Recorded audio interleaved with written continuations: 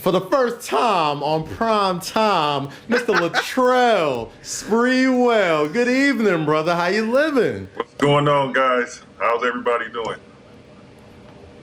Feeling good, feeling great, and obviously we got a big Knicks win, so we're in a good mood. And I love to talk to you about the Knicks rookies, right? Like, first off, we got to start off with the point guard, the man of the hour. He just kicked butt tonight against the Cleveland Cavaliers. Immanuel Quickley, I would love to get your thoughts on this kid's play as of late.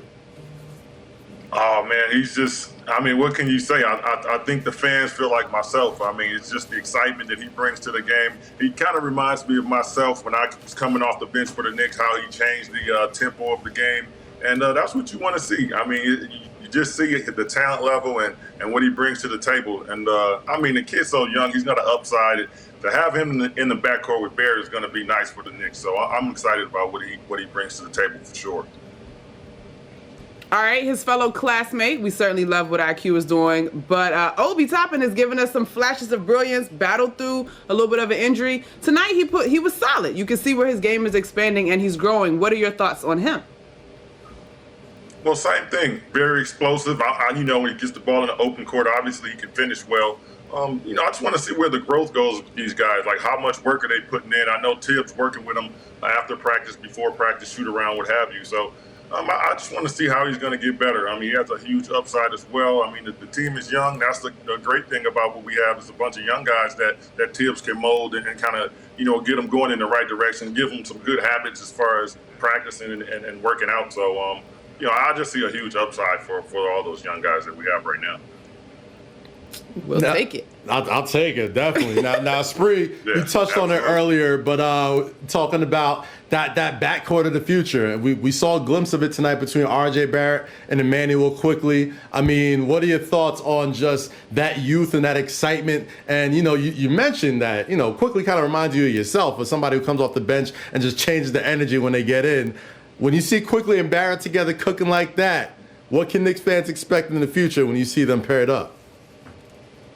Well, you just want to see more of it, obviously. I mean, just put them on the floor and give them as much time as you can to grow. I mean, they're so young right now, and just to see how well they're playing together, I mean, I think all the fans are just happy about it. So for us, we just want to see them on the court. We want to see them do their thing and, you know, keep them together and let them grow together because they're young, like I said, and we'll see. You know, they're going to definitely make us better. The whole team is young, so I just feel like, I mean, we finally see some flashes of, hey, can we turn the corner? It's been a while, so I think with these guys, we're headed in that direction. So look, we're super excited, and you mentioned that the team is young. We are probably about a quarter of a way through the season in terms of this year's schedule. Even though it is an odd year without fans, back-to-back games, more of a series style than traditionally, there's still a curve. So what can these guys expect as we begin to get deeper into this season, or how should they best prepare? Well, I think they just have to keep doing what they're doing. Everybody talks about, you know, the learning curve and all that stuff. I don't think it matters. The guys just have to go out there and put in the work. And I know with Tibbs there, he's going to focus them on defense first. And so a lot of these guys come in worried about offense and putting points on the board or in the stat column, but he has them focus on defense first, and I think that's to their benefit because they're not really worried about what they have to do offensively. They can just go out there and play offensively, but focus on defense first, and I think that's important for them for sure. Before Cass jumps in with the question, I know he got one, but this team statistically is holding teams to the lowest points per game, so they certainly are defending. Absolutely. I think when Tibbs got hired, that's one of the first things myself, LJ, Marcus Camby, we talked about. Tibbs is going to focus on the other side of the court. He's not going to be, I mean, he obviously has to get them going offensively, but defensively is where he's going to focus, and he's always been that way. And I think you're seeing the dividends and the payoff from that early in the season. So I think they're going to get better defensively as well. So, I mean, I'm just happy to see us, you know, balling right now. It's been a while. We got something to root, got some guys to cheer for, and look forward to them getting better. So I'm feeling good, like Cass said he was, man. It's nice to see the Knicks winning again.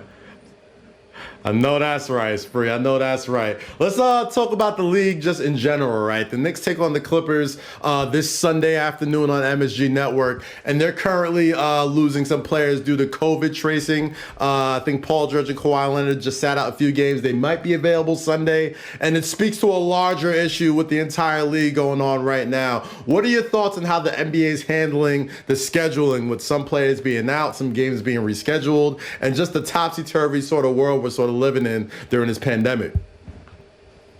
I just think it's one of those things that players are going to have to adjust to. I mean, not just with basketball and life in general. You have to be careful with this COVID thing. It's very serious, and guys need to take it seriously. So I think the NBA is a tough situation to be in, but they did a great job with the bubble last year. And this year, with having a few fans in the arenas, you just have to be careful. But I think they're doing everything they can to take the necessary precautions to make sure the players stay as safe as possible. All right, Spree, big picture. I don't know who you like so far. Let's just go there. In terms of what you've seen so far, what's your finals matchup looking like?